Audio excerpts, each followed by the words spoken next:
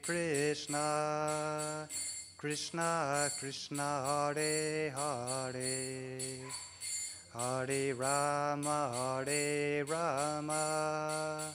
Rama Rama, Hare Hare, Hare Krishna,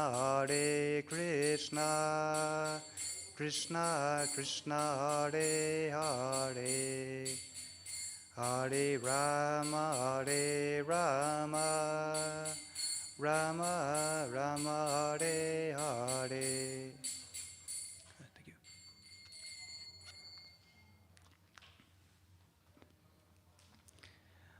Om Gyanartamayandasya Gyananjana Salakaya Chakchurun Militanyena Tasmai Shri Guruve Namaha. Shri Chaitanya Manobhistam Stapitanyena Bhutaye Swayam Rupa Kadadmayam Tadati Svapadantikam Vandeham Shri Guru Shri Yuta Padakamalam Shri Gurun Vaishnavamscha Shri Rupam Sagrajatam Sahagana Raganat Tam Vitam Tam Sajivam Sadhavetam Savadhutam Prijana Sahitam Krishna Chaitanya Devam Shri Radha Krishna Padan Sahagana Lalita Shri Vrishakam Vitamscha. Hey Krishna Karuna Sindhu Dina Bandho Jagatapate Gopesha Gopika Kanta Radha Kanta Namostute Tapta Kanchana Gourangi Radhe Vrindavaneshwari Vrishabhanu Sutta Devi Pranamami Hari Priye Vancha Kalpa Tarubhascha Kripa Sindhu Bhyevacha Patitanam Pavanebhyo Vaishnavebhyo Namo Namaha. Jai Shri Krishna Chaitanya Prabhu Nityananda Shri Advaita Gadadhar Srivasadi Gaura Bhaktavrinda. Hare Krishna, Krishna Krishna, Hare Hare, Hare Rama, Rama Rama, Hare Hare.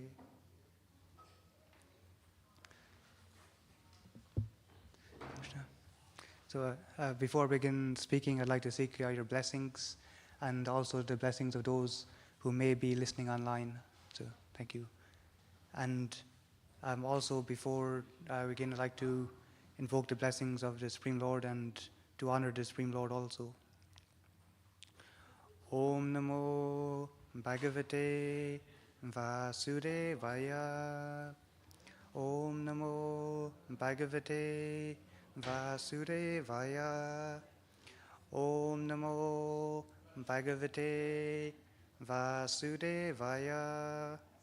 Om Namo Bhagavate Vasudevaya. Om Namo Bhagavate Vasudevaya. Om Namo Bhagavate Vasudevaya.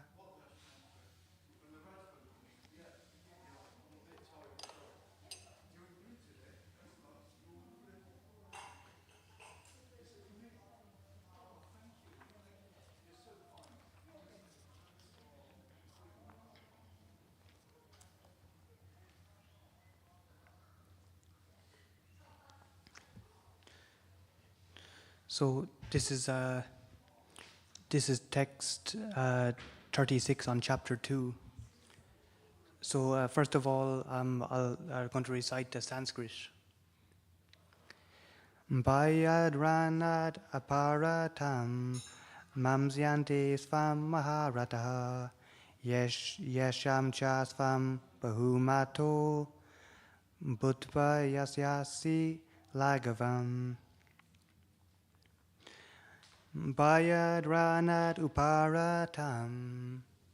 So, mamsyante svam maharataha yesham cha svam bahumato bhutva yasyasi lavam.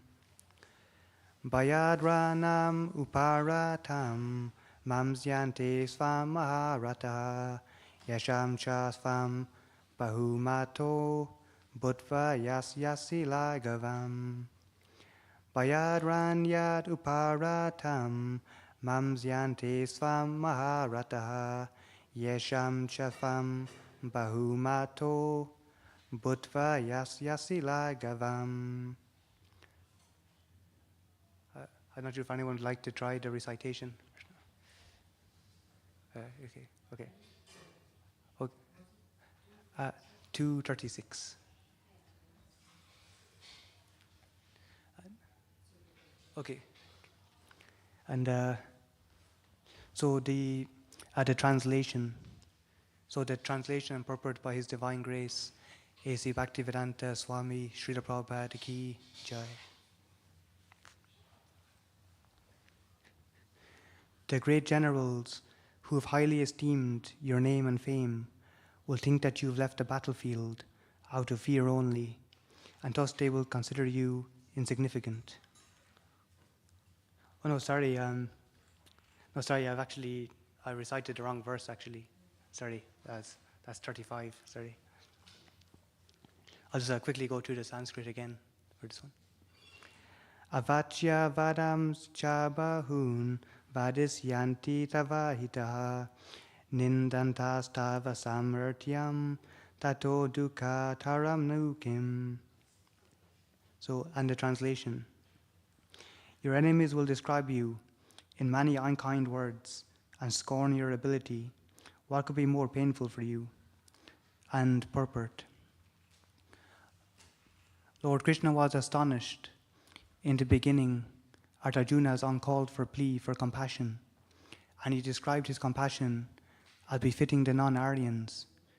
Now in so many words, he has proved his statements against Arjuna's so-called compassion.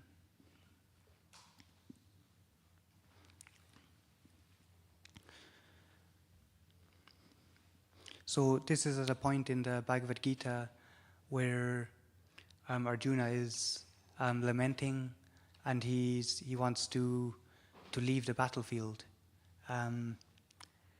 There's a point that when the two armies are confronting each other, and then Arjuna asks Krishna to bring the chariot into the middle of the battlefield. And then at this point, Arjuna, he begins to lament because there are members on the opposing side who are what he calls his kinsmen and friends and family and so on, like grandfather Bhishma and so on.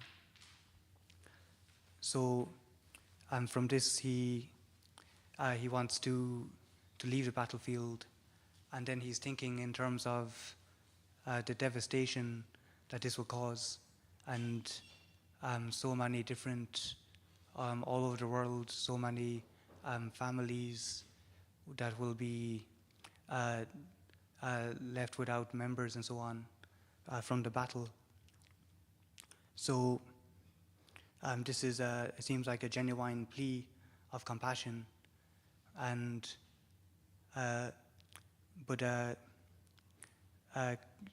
Krishna has described Arjuna's compassion is not befitting an Aryan. So an Aryan is described as one who knows the value of life. So I know from a Western background and things, we might have a different interpretation of Aryan from like World War and these things that that was misinterpreted and misrepresented. So the actual original Aryans are those who actually follow Vedic culture and the Vedic scriptures. So, and this is an Aryan, and this is what Arjuna is ought to be as well. So, in terms of Arjuna's compassion, this is actually a good sign. So this is actually soft-hearted, and Krishna actually welcomes that, and he accepts Arjuna as his disciple.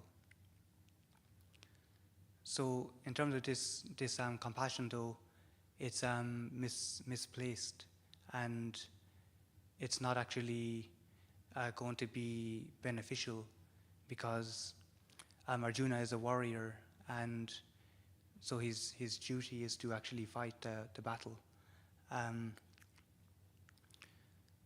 So in terms of actually, I'm just thinking about compassion, and an example of compassion actually,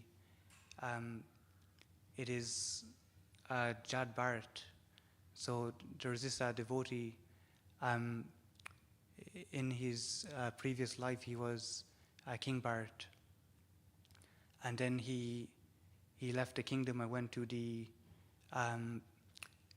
Ganges, or the holy places, to actually renounce.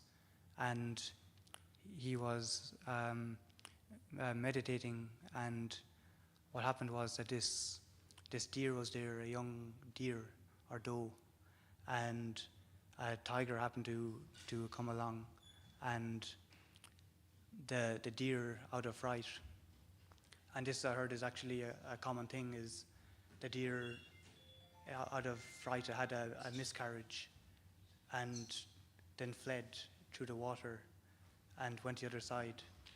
And when it reached the other side, it passed away. So this young child, or young deer, was left there, and naturally Bharat Maharaj, he had compassion for the deer. So he started to actually be a father for the deer, and to look after the deer. But the problem was that he was looking after the deer so much that he neglected his spiritual activities, or his devotional activities, and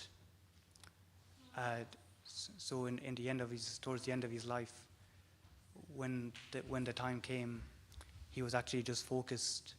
His full consciousness was thinking of the deer, and so then consequently, at the time of death, based on our desires and our karma, we will take birth on that. And Jad Bharat, then he took birth, Bharat Maharaj took birth as as a deer for one life. But he was blessed that he could actually still remember when he was the deer, and then he actually started to take shelter again of spirituality, and then he in the next life he was born as this Brahmana Jad Bharat, but he was very much aware of the faults of the world and so on. So in this verse, it's mentioning that your enemies will describe you in many unkind words and scorn your ability, and so on, and what could be more painful to you. So I'm just thinking in terms of also in terms of his compassion. So, but this world is actually full of envy. That's the nature of the material world, which I'll describe later. But out of compassion, it happened that he was keeping aloof from the rest of society, and under a false pretense, and he didn't want people to actually to bother him, and so he pretended to be more simplistic. And what happened was the king actually came along, and he was looking for someone to pull his chariot or his cart. And what happened then is that out of so much compassion, and there was so much, all these ants were on the floor. So then he didn't want to kill one single ant, so he avoided them all, that he wouldn't actually, it wasn't in accordance with the rest of the carriers, and it caused a disturbance. And so this is, the story goes then that the king actually chastised him, and then Jad Bharat, he spoke philosophy to the king, and the king then became more convinced that he was actually not that simple, but was actually a devotee who was what he described as a brahmana. So, but the point is, in terms of actually the nature of this world and envy, is that even I can see. Well, originally we're here because we have this envy in our hearts, and that this is why we're in the material world. So Krishna is what's called the supreme enjoyer, and then we're like we want to be enjoyers, or the supreme enjoyer in that sense. So then Krishna actually provides this material world, and so they're the actual propensities we have in this material world, is to enjoy and to be the proprietor, so which is to control, and what's described as to lord it over the material energy. So naturally, in this material world, it's described that the conditioned souls, which is all of us, that we're actually we're envious of Krishna and every other living entity as well. So in this material world, we get conditioned and we get covered over, that we become more hard-hearted. So one thing that I can think of, which comes to mind, is that on many times when we go out on book distribution, I don't go out so often, but you can see that many people, they may not know what it's about or anything, but they will see it as a competition or something where there's natural envy will arise, or where they might because everyone is actually originally envious of Krishna, and then naturally one who's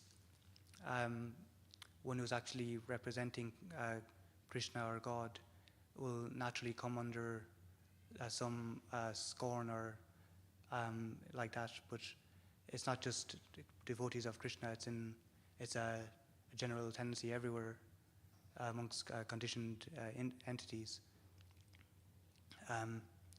So that's just one thing that comes to mind, is that in the material world, people, they only take things on a very surface level, with their own prejudice and their own desires, actually. So that's the nature of the material world. And even in this material world, by the arrangement of nature, even the animals and how it's set up, is that one is food for another and everything like that. So it's just the nature of this world that that's how it is. It's a very hard place in terms of that. And the more that we actually become